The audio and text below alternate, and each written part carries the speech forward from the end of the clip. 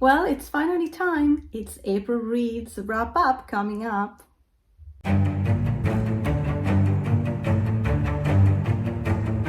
Hello book lovers, welcome to Uncommon Reader. I'm Daniela and today I'm going to be talking about my April reads. I read a total of 8 books. 3 of them were in Italian and they were all new releases, so I doubt you will find them translated in English yet. So I'll be focusing on the remaining 5 books that are definitely available in English, starting with Maestro Cormac McCarthy with The Passenger. And this book starts with a mystery. There's a sunken jet, 9 passengers still buckled up on their seats, and of course they are all dead. There's a missing black box and a missing 10th passenger. And we can't understand how he got out of the plane because the plane was intact. Our protagonist is Bobby Western, one of the first divers on the scene. And when he resurfaces the day after, he starts to see men following him. And actually they confront him. We don't really know who they are. Secret Service, they really don't want to say it. So they interrogate him because they are suspicious that he might have stolen some important information from the plane, which he hasn't. So he starts to be very aware of people looking out for his moves and starting to feel very uncomfortable. And to make things worse, a few days later, we find out that the second man on the scene, his colleague, is found dead. So Bobby decides to take some time off. He takes his truck and he drives to see his aunt somewhere in the countryside. And this is where the story changes because we totally dive into his personal feelings and sorrows. He had a sister he was very fond of. They had a very special relationship, and she was a brilliant, smart mathematician, but also schizophrenic, and she committed suicide. So he always felt guilty and responsible for not having been closer to her and help her through her illness. So the plot changes abruptly and you're sort of starting to think like, what's going on? I want to know what's going on with the plane, but somehow things really go into a different direction. So what I think the book wanted to mean is that this missing passenger from the plane and the title, it may have something to do totally different from the mystery of the plane itself, but more about the fact that what's a passenger? Is it life itself? Is it anybody in life? A passenger, fleeting, passing through. There might be a symbolism with this 10th passenger missing from the plane, thinking about how life is a passenger. So maybe that's the significance of the book. I would love to discuss with you guys if you read this book and what you thought about it, because the missing plane mystery totally disappears from the story, and it really dwells on the sorrows and the feelings of like this life that's not life anymore because he doesn't feel complete without his sister. So maybe there's a message McCarthy wanted to tell us that yes, we are all passengers and we need to make terms with the fact that we have things coming and going, people coming and going, and make our peace with that, and maybe take things with a different perspective. Of course, it's never easy to let go of somebody you loved, but somehow really I am a bit disappointed because I'm a big mystery books fan and I'm like dying to know what happened to the 10th passengers. Like, oh gosh, I would love to hear from you guys what you thought about The Passenger if you read it. So I forgot to mention that these are all library rentals, so I don't have the books with me anymore, but you will see the cover here on the video screen. And the second book I want to talk to you about is The Bad Girl by Mario Vargas Llosa. He's a Peruvian author. He's born in 1936, and he's one of the most beloved Peruvian writers, not only in South America, but he's well known in Europe, especially in the Latin countries. I know he's well appreciated here in Italy. So The Bad Girl was my first encounter with this author, and I was totally seduced by it. The Bad Girl is also called La Niña Mala, who's this crazy woman who our protagonist Ricardo meets when he's still a teenager. And she's already very flirty and already a total liar because she wants to pass for someone coming from Chile and from a good family with money. And it wasn't really true. And though I love Ricardo because he had a big dream in his life, besides being crazy about this lady, he wanted to go live in Paris. And like, he got me at Paris, all right? He was already my Mr. Charming.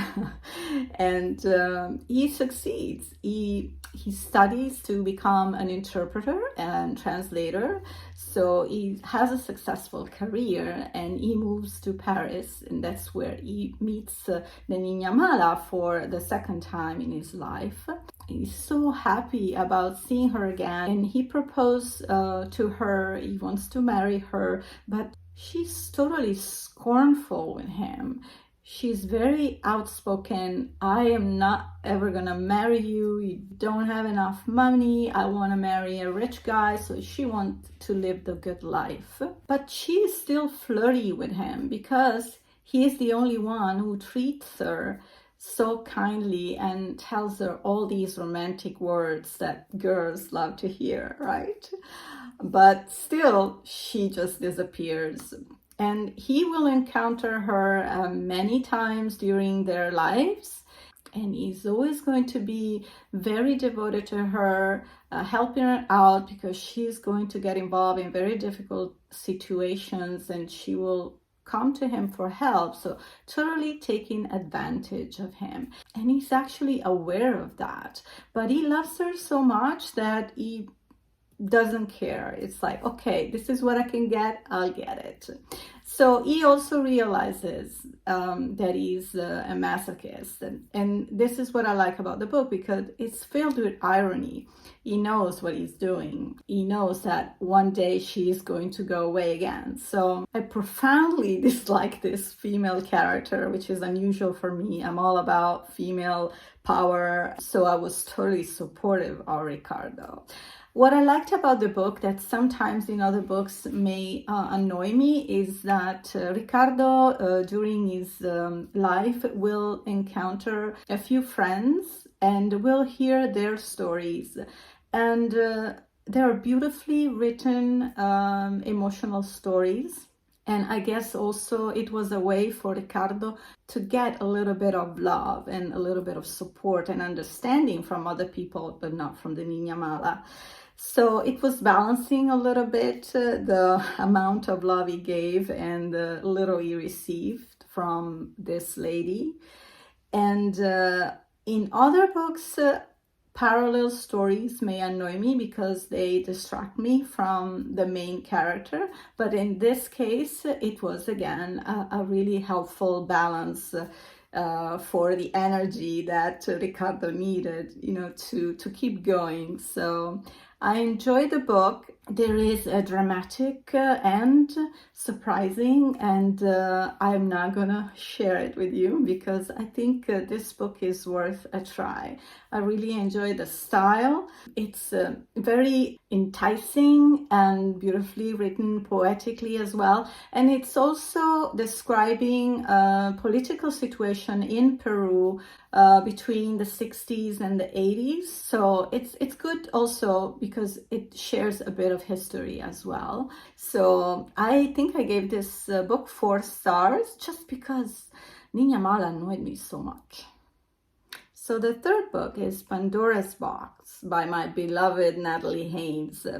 It was very interesting to read all about these women from mythology, and to learn that all these different various versions that we now hear and read about in these new retellings, Madeline Miller, Natalie Haynes herself, Jennifer Sainz, and I read something by Costanza Casati, who's English Italian or American Italian, I forget, but she wrote a beautiful book on Clytemnestra.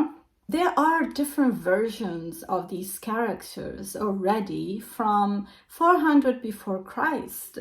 So nothing is being invented by these authors. And this gave me such a thrill because I don't know all the facts. I haven't been reading all the classics, Euripides and Homer.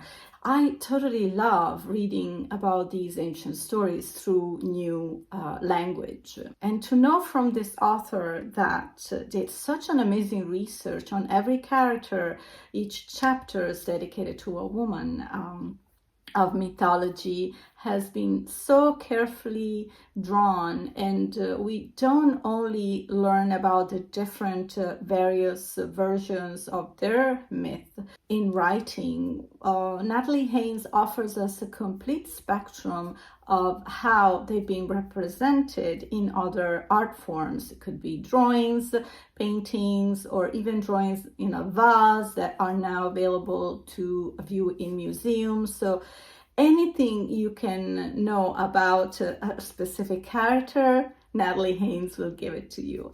And also everything she writes has a little of irony in it, because there's something she writes I actually want to share with you. The belief that women have always been at the margins of these stories, that the myths have always focused on men, that women have only been part of them as minor figures. And this also happens today, as in Hollywood films. Clash of the Titans, remember Troy with Brad Pitt. But this ignores the fact that there is no real or true version of any myth, because they are all the results of multiple authors active in multiple places and were formed over a long period of time. So she totally gives these examples of how in these Hollywood movies men are such heroes, so powerful. And a lot of authors of the 1900s as well, they were so focused on men. While in ancient times, women were a big part of it. And that's why all these retelling right now give women justice.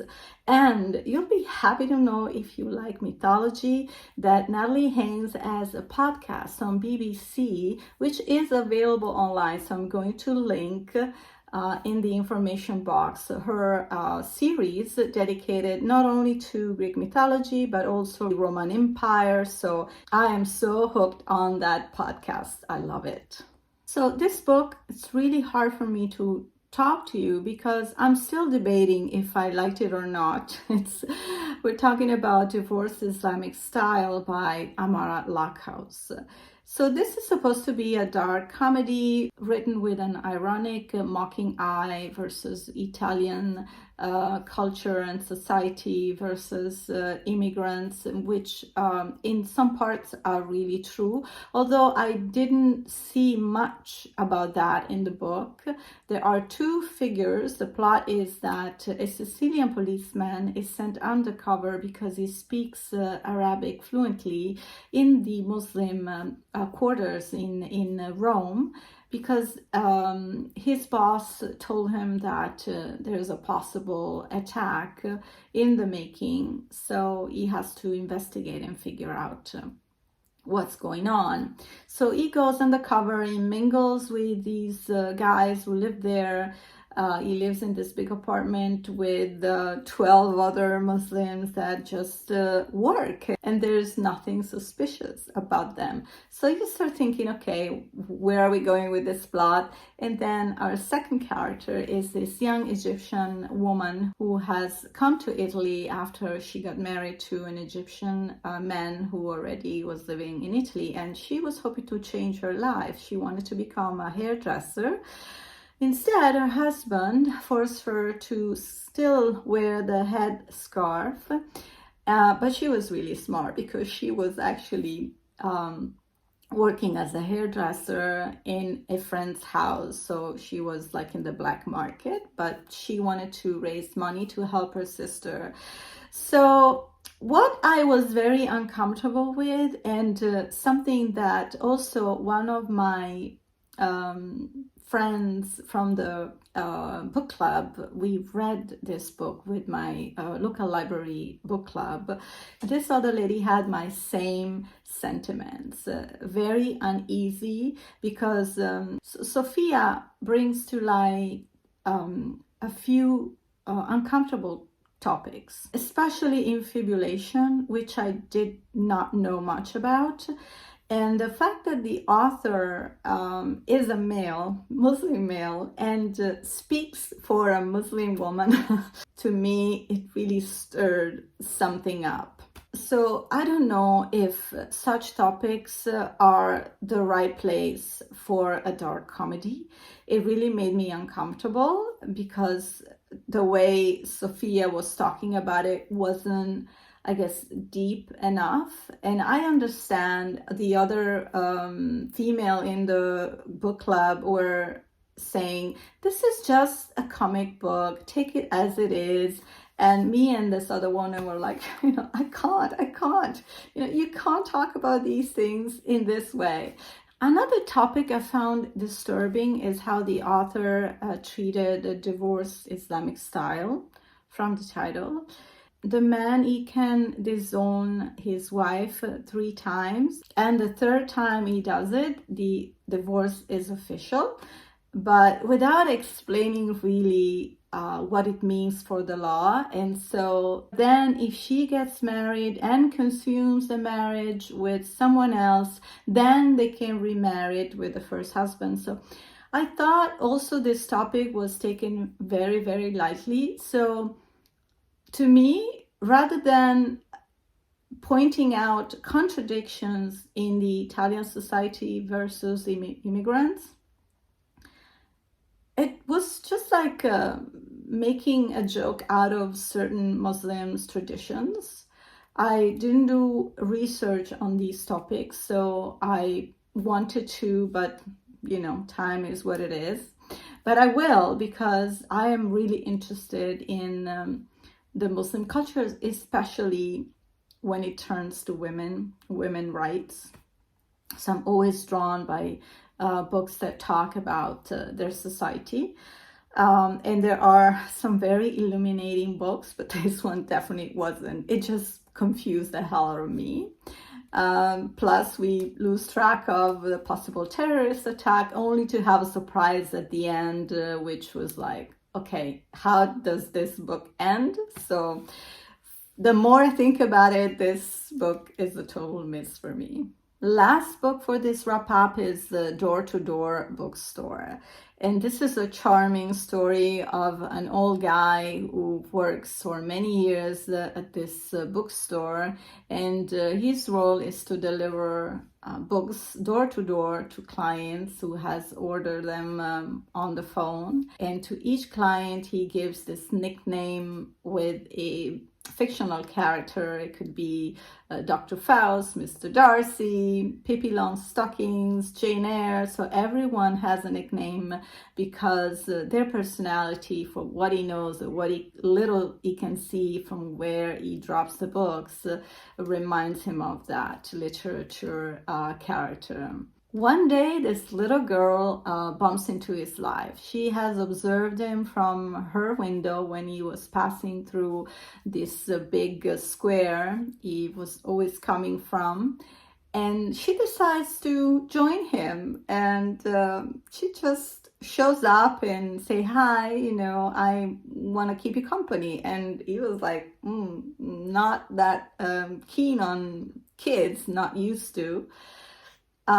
So he definitely wasn't happy and he tried to push her away, but she was adamant. You know how kids sometimes are, right? They want what they want. So he gives up, say, okay, you can come just this time. And She's super happy, and of course it's not going to be just that one time. She will keep coming, and little by little Carl is going to get accustomed to her presence. It actually changes the dynamic between him and the clients, because she's really cheeky. She shows up and then she goes inside the houses and just creating a little havoc, but at the same time the client seems to be liking her a lot, so the dynamics really change, and somehow he looks forward to see her every day. But at the bookstore, things are not that harmonious, because the book owner, who was a very old friend of Carl,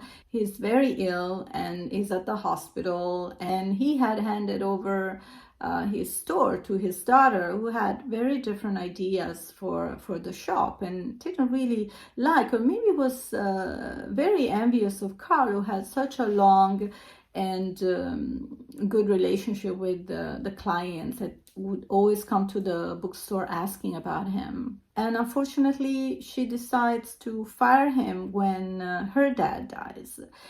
And at this point, our little girl will come to the rescue, because thanks to her and the relationships she created in all these weeks of spending time with Carl on his deliveries, she was able to put together these community of readers to change things in Carl's life.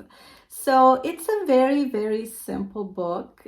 But sometimes you really don't need a very complicated plot or some very torturing stories, personal stories, struggles to come out with a message, right?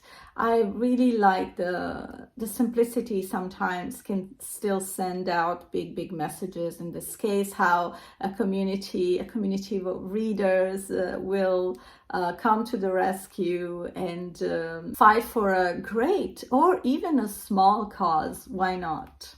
So this completes my April Reads wrap up. I look forward to read from you in the comments. Have you read any of these books? Are you curious to read them? Let me know. Let's chat. Thank you so much for watching this video and supporting this channel. I'm going to see you next week with a new book tag. I have one more tag to respond to. So I look forward to see you back here on Uncommon Reader. In the meantime, happy reading, everyone.